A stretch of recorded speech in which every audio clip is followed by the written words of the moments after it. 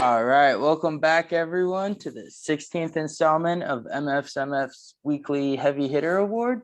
This week, the award goes to Jaysyx, and wow, this guy's been fucking killing it. Recently dropped a collab with Shoku and Infinite, has another collab with Autocorrect, and a different one with Shoku, both on Subsidia, EP on M.F.M.V, track on 40 Ounce Colt, like doing it all. That's crazy.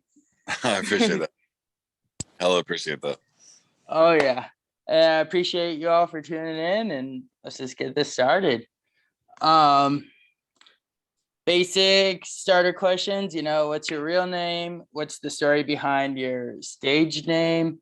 And just kind of how you came up with it. My real name's Jordan. And that's actually kind of where my stage name came from. I came up with like a bunch of things years ago. Didn't really have one that fit. And my little sister was like, "What about Jaysyx?" And I was like, "What do you mean?"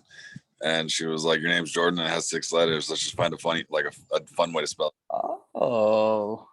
Yeah, it kind of stuck, and for a long time it was just bars and stuff like that. But once I really started getting into it and producing and all that stuff is when I really like found the logo I wanted and everything, and really started branching out into the whole dubstep scene, and it stuck. I mean, people fucked with it, and it stuck. Fuck yeah, no, that's sick. I was wondering where the 6 came from, but yeah, that makes total sense. Yeah, a lot of people, I get that question a lot. Yeah, that's dope. So how has the music industry been to you? Like, have you had any, have you had more helpful people, hurtful people? Like, it's tough. I mean, it's tough with anybody, that's what people need to realize is it's not something you get into and all of a sudden you're just at the top of the ranks. I've been doing it for 8-9 years now, and the beginning was tough. You want to keep making a name for yourself, but you need a helping hand every once in a while, no matter what, whether it's getting gigs, whether it's with production, whatever. And I had those helping hands, thankfully. Dude from Basement Nightclub, Akaika, he gave me a lot of gigs there, and I was there for 5 or 6 years, almost every month, and it kind of opened doors for me. And then, production wise, I've had big homies that have helped a lot, and big labels that I've reached out to that have been willing to help and willing to push my career that much farther. So it's about your grind, but it's also about having a helping hand every once in a while too. Fuck yeah. And have you seen more help kind of from the underground side, or?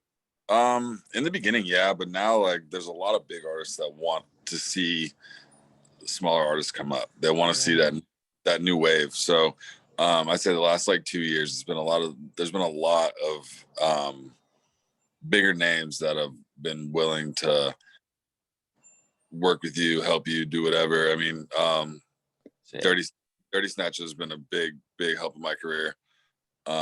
He's put out a lot of my music. We've gone over stuff on the phone.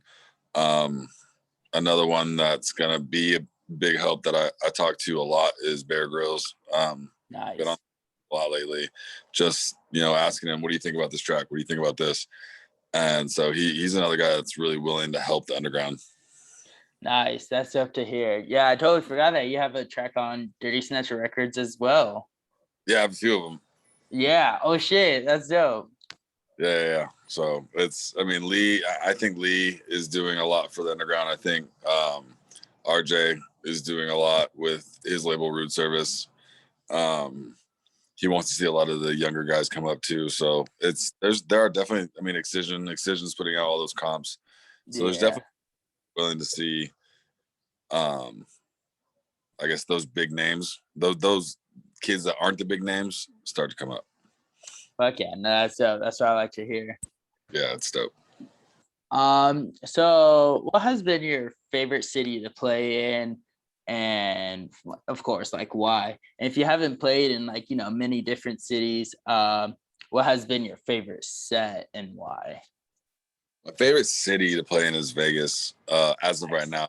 My last couple shows there have been a blast. But Philly is right behind it. Philly was a vibe.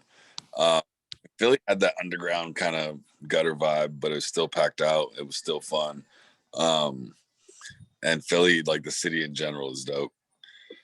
My favorite set that I probably played though was years ago. It was a festival here in San Diego, and I played right after Wiz Khalifa. It was dope. Oh shit. It was fun. It was called Heaven and Hell, and shout out to M.F.M.V because they were one of the first people to put me on. But it was dope. Like it was my first time in front of a couple thousand people, and it was nuts. Yeah, that sounds insane. Yeah, like I've played for like maybe 100 people before and been like, oh shit, here we go. But like, yeah, 1,000. I produced my first remix, and I got to end my set with it, and the place went nuts. It was a dope feeling. Yeah, it sounds like an amazing moment. For sure. Let's see.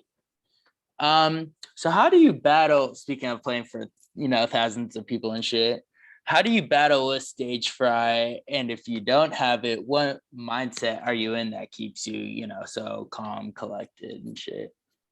In the beginning, it was definitely like, especially at basement. Basement would pack out, and as I got higher slots, I would get that stage fright and that nervous energy.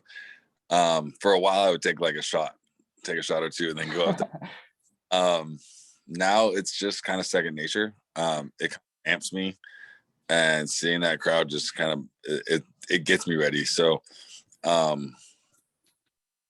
there's not much nervous energy now. I mean, I'm sure if I played Lost Lands or any of that, then yeah, it would be there for sure. But Oh yeah. it just kind of might over matter for me. And it's something I've been doing for a while, and I tell myself that, and then I go out, and once the first song starts playing, it kind of all goes away. Yeah, no, I definitely kind of felt that kind of like, oh shit moment before you start playing. Then once you start going, and everything's going good, you're just like, oh shit, okay, I'm hyped for this. Exactly. That's dope. So how do you do with people who like talk kind of down on your music? Has it been done by a friend or family? And like, kind of how do you handle that if it's happened before? I take it with a grain of salt. Music's very subjective. I mean, that's one thing I learned really, really early in my career was music and art in general is very, very subjective. Not everybody's gonna like it. And for a while, it would bug me, like if my homies didn't like my track. But even then, it would only bug me to an extent. And now it's people like different music. They're not gonna always like what you put out. And I don't make music necessarily for everybody else now. I make music. So, I'm glad everybody they like my music. Or most people that listen to it do. I'm super stoked about that. But in the end, I make this music for myself. So it's expression. It's getting feelings out, it's getting what I feel out at the time and whatever. So it doesn't bother me anymore at all, really. That's I kind of mentioned this last interview, but a big part of why I do this is for the young producers and DJs starting out. And no, I just think it's really good for them to hear shit like that and kind of music like I said, art in general, especially music, is super, super subjective. You have so many genres and so many different lanes. I mean, I listen on a weekly basis. I'll listen to dubstep, R&B, jazz, rap, country.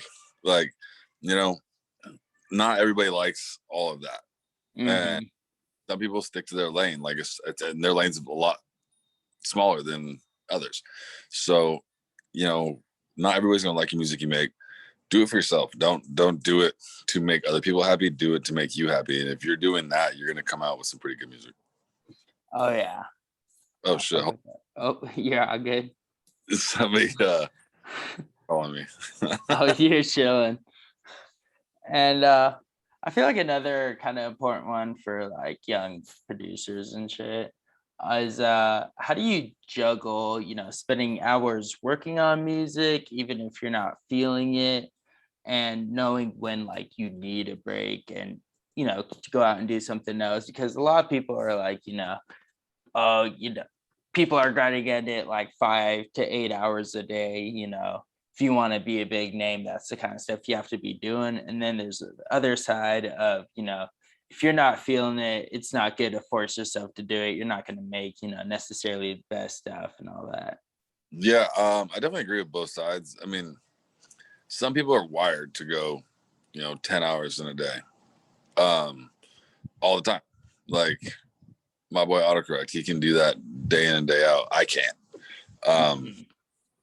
And I still have my day job, so it's like I don't have that many hours in a day, and so I try to make the best of the hours that I do have. And even with that said, it's not always good. Like I can go 2 hours, and if I feel like I'm just not making something that's gonna be worth it, I'll scratch the day and be like, all right, let's come back to this at a different time. I could go for fucking 6 hours and be like, okay, I can finish this track tonight, and I'll go for another 6, or I'll go for another 4. It's just it's different for everybody. But definitely, I definitely am very big on like don't overdo it, because your ears, you just keep hearing the same thing over and over again. It's gonna start deteriorating your track. And when you get to that point, it's just like put it away for a day or two, put it away for 10 hours, whatever. Give yourself a break, because your ears need it, your head needs it, you need some rest or whatever.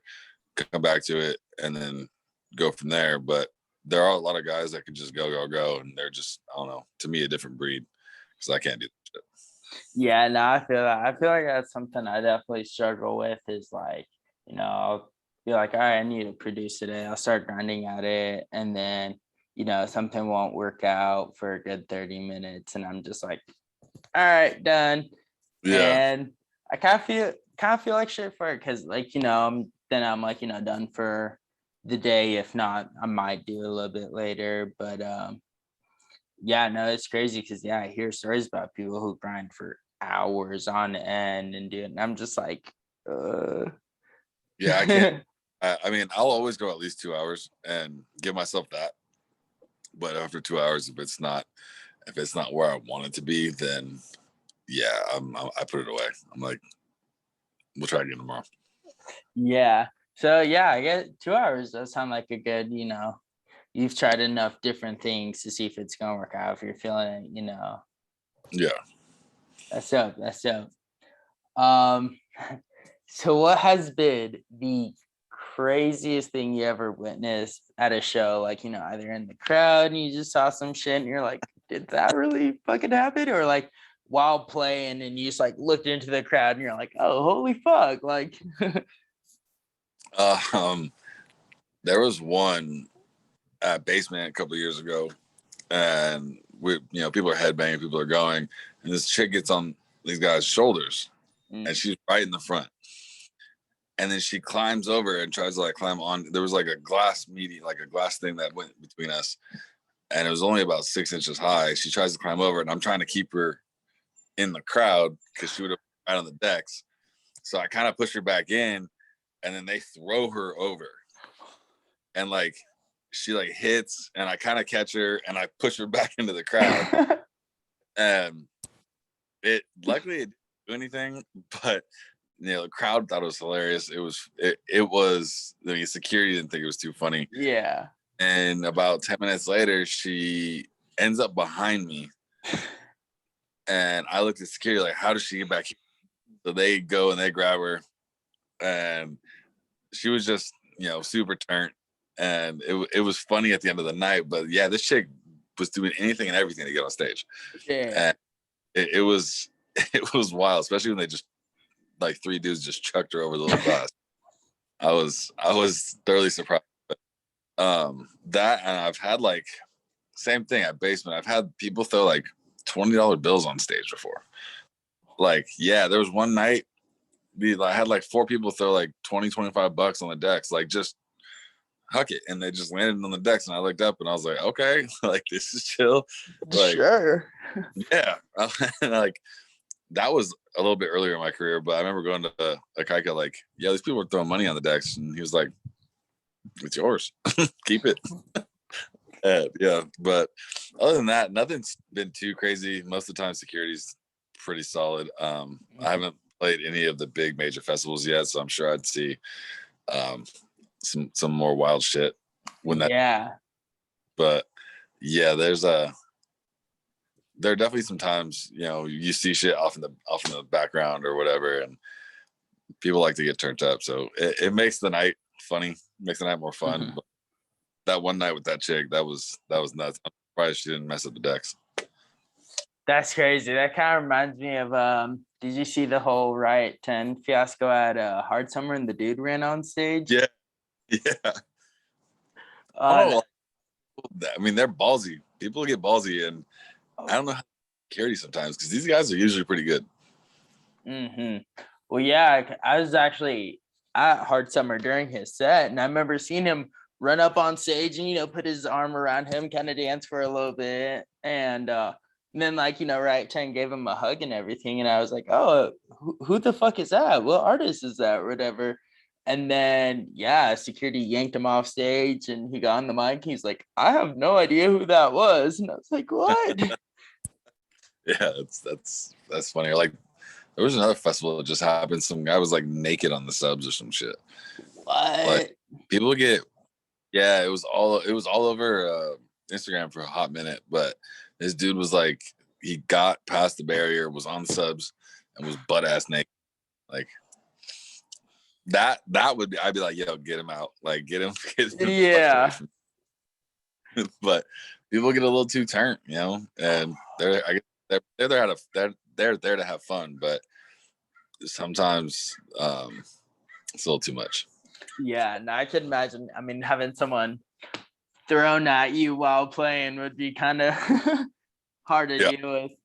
Yeah, it was a trip. It was funny, but yeah, she was bound to. That sounds so. And then, yeah, having money thrown on the decks. I've never heard of that. I've never seen that, heard of it. Like, I went home with like an extra $90. Like, I was chilling. That's amazing. That is amazing.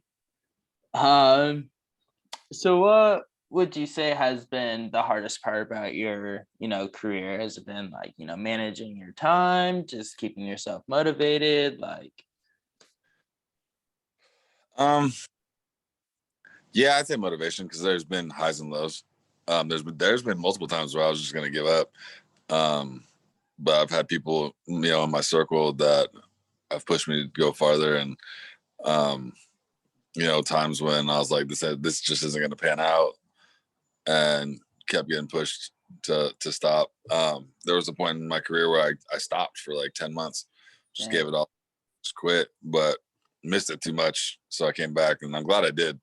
But yeah, motivation is definitely the tough part, especially when you have the low months, or, you know, even weeks where you're not getting bookings, you're not getting anything, nothing's coming through the wire, and you're like, well, fuck, like, should I even keep doing this? But having a good, I have good management, I have a good agent. They keep me pushing, my family keeps me pushing. You know, so having a close knit group there to like support you is definitely key. fuck yeah. So you have you ever had to like kind of deal with, you know, the talk from a parent or family member, the whole kind of don't quit your day job, like, you know, everyone's trying to do this. Yeah, I mean, when I was, you know, 21, I had that, and my dad's big on making sure everything's taken care of, and I mean, I still have my day job. You know, it doesn't fully pay the bills yet, and it's getting there, but it's not there. And so I've always had that, you know, his little voice in the back of my head, like, yo, you got to get to a point where you're not going to worry where when your next show is to pay a bill. And like I said, it's almost there. So definitely working for it, definitely striving for it, but um, don't quit your day job until that day comes, because Mhm. that'll just add more stress. Yeah. Yeah, no, I feel that. And that's kind of, I feel like a big struggle of being a producer starting out is that, you don't want to quit your day job just yet, but you want to put hours into, working on music every day. And then you have this hassle of, you know, Oh, for sure. being at work for hours a day and then coming home, working on music for however long, and then just wake up and repeating it.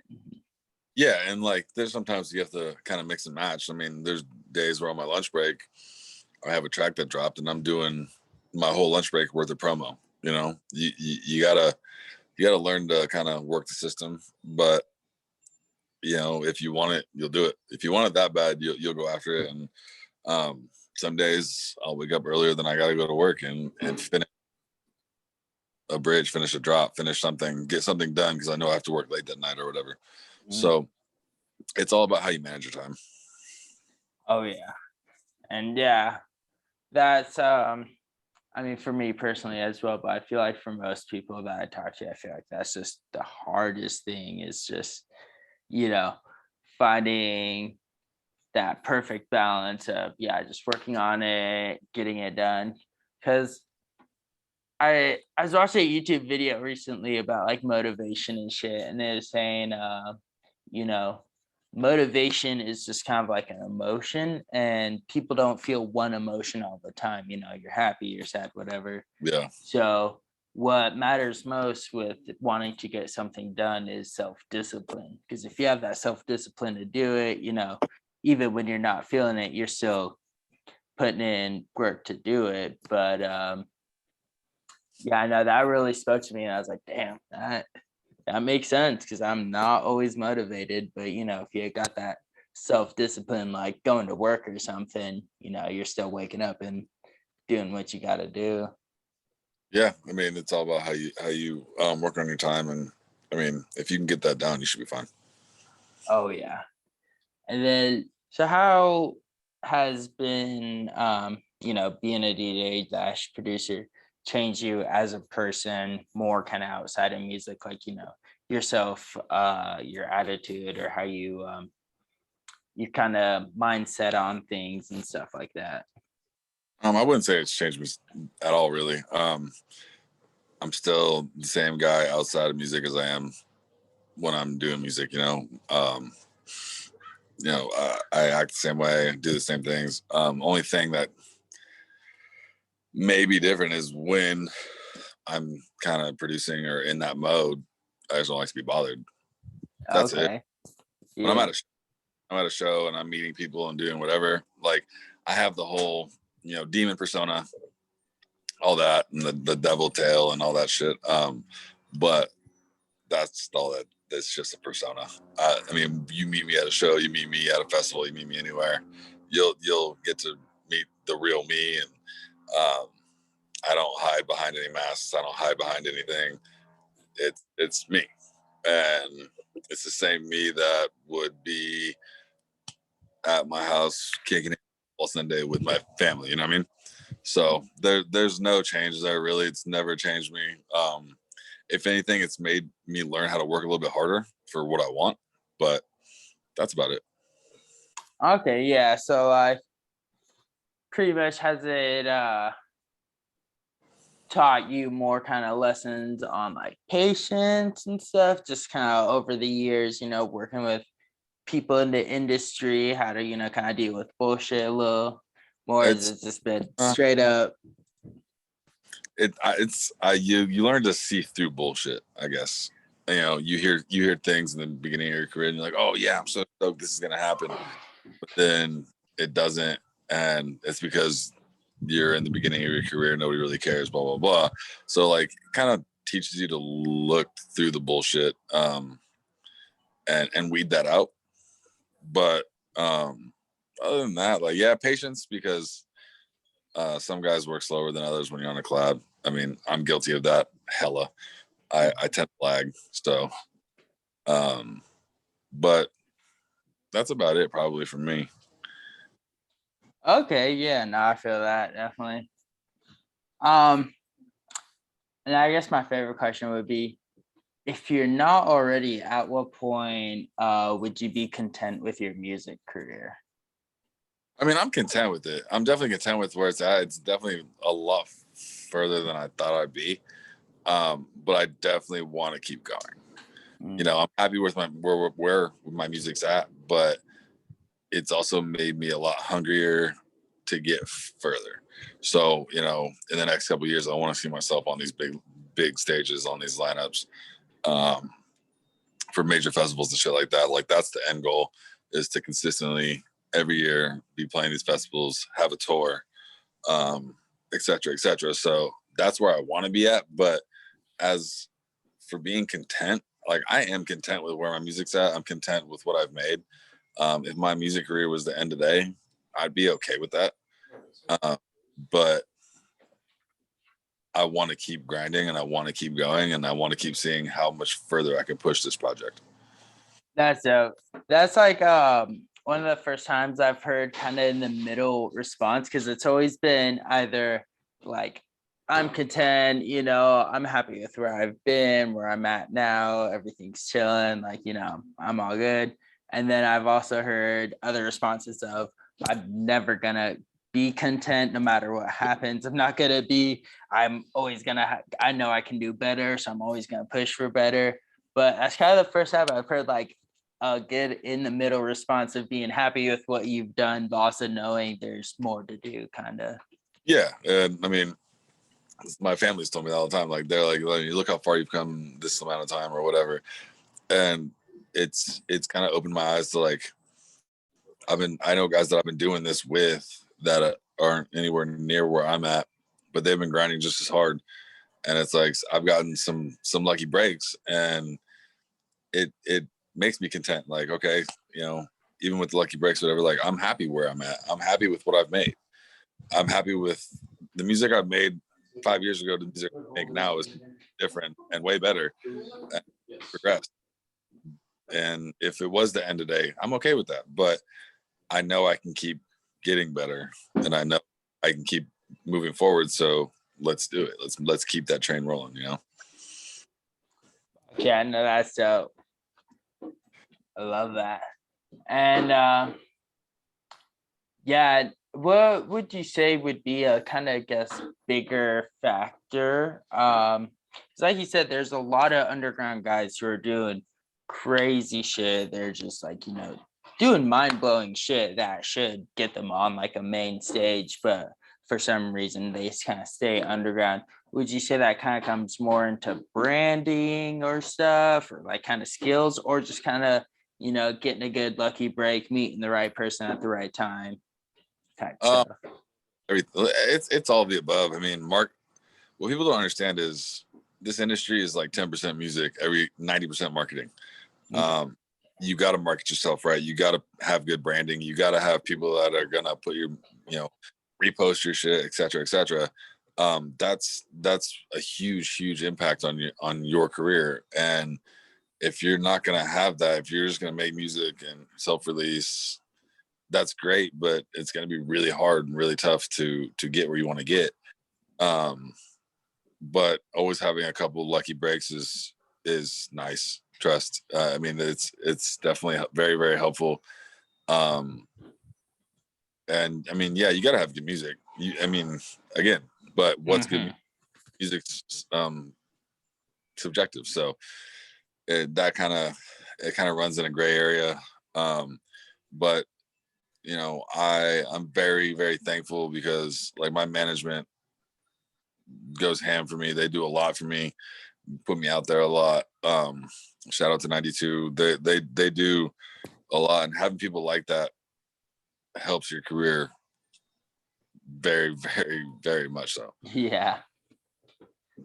So would you say it's possible to kind of do one without the other? Like, would you say it's possible if you just have like really good music, but you just never met the right person or something? Or, if you could be completely, I mean, it's kind of hard to say someone's bad at music because, like you said, it's all objective to whoever's listening. But Would you, I guess, yeah, would you say it's possible to just do one and have none of the other? I mean, yeah, it is. I mean, you got guys that don't really make music that are hella fucking amazing at branding, and they're on some of these big festivals, and that's okay. That they know how to brand their shit. They know how to get their name out there. They know how to bring you in to become a fan. And then you've got guys that don't brand as much and don't post as much, and their music's amazing, and they're catching the same breaks. So it's definitely possible. It's just, if you want that for sure, I won't say for sure, but if you want that road to succeed, you should be better at. You should do both well. Mm-hmm. No, I feel that. Well, Chit, appreciate all the wise words you've had today. This has been amazing, and thank you all for watching. It really does mean a lot. And yeah, we'll throw a link for that collab with Shokun Infinite in the comments, and like a link tree or something for all the social medias and all that. Yeah, thank you guys so much. It's been a pleasure, and we'll be back next week. Appreciate you.